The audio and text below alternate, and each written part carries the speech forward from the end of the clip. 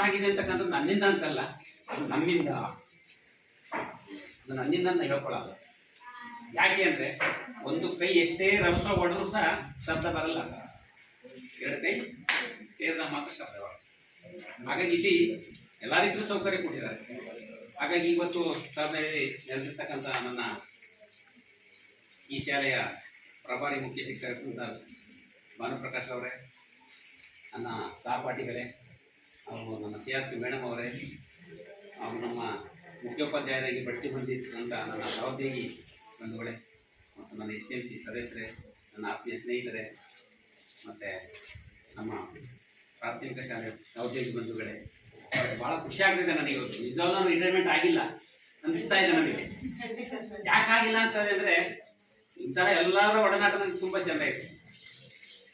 ಯಾವುದೇ ಒಂದು ಸಂಬಂಧಗಳಿರ್ಬೋದು, ಒಂದು ಕೌಟುಂಬಿಕವಾಗಿರ್ಬೋದು, ಒಂದು ಸಂಸ್ಥೆ ಇರ್ಬೋದು, ಅಲ್ಲಿ ಕಿರಿಕಿರಿ ಆದಾಗ ಎಷ್ಟು ಬೇಗ ಆಚೆ ಹೋಗ್ಲಪ್ಪ ಅನಿಸುತ್ತೆ. ಇದು ಯಾವ ರೀತಿ ಕಿರಿಕ್ ಆಗೇ ಇಲ್ಲ ಯಾರ ಹತ್ರ. ಅದಕ್ಕೆ ನಮ್ಗೆ ಯಾರಿಗೂ ಕ್ಷಮಾಪಣೆ ಏನಿಲ್ಲ, ಅಲ್ಲಿ ತಪ್ಪಾಗಿಲ್ವಲ್ಲ. ಇಲ್ಲಿ ಮಕ್ಕಳು ಮಾಮೂಲಿ, ಅದು ಆ ಮಕ್ಕಳಾಟದಲ್ಲಿ ಮಕ್ಕಳಾಟ ಆಗಿರಲೇಬೇಕು.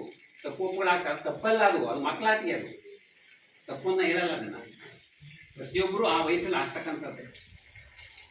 ಆದ್ದರಿಂದ ನಾನು ಅದನ್ನು ತಪ್ಪು ಅಂತ ಒಪ್ಕೊಳ್ಳಲ್ಲ, ತಪ್ಪು ಮಾಡಿರೋದನ್ನ ಹೇಳೋದು ಇಲ್ಲ. ಹಾಗೆ ನಾವು ಸಹೋದ್ಯೋಗಿ ಬಂಧುಗಳು ಅಷ್ಟೇನೆ, ಇದು ಬೇಕು, ಇದನ್ನು ಮಾಡಬೇಕು, ಆನೆ ಮಾಡಿಬಿಟ್ಟಿದ್ದೇವೆ. ಅದರಲ್ಲಿ ಬಂದಾಗ ನಮ್ಮ VSR ಸರ್ ನನಗೆ ಬಲಗೈ ನಿಂತಿರ್ತಕ್ಕಂಥವ್ರು. ಯಾಕೆ ಅಂತ ಹೇಳ್ತೀನಿ.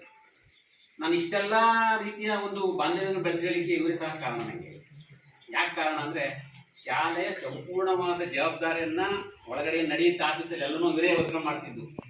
ಅದಾಗಬೇಕು, ಇದಾಗಬೇಕು, ಅವ್ರು ಮಾಡ್ಕೊಡ್ತಿದ್ದು. ನನಗೇನಿಲ್ಲ ಸರ್, ಕೆಲಸನೇ ಇಲ್ಲ ನನಗೆ.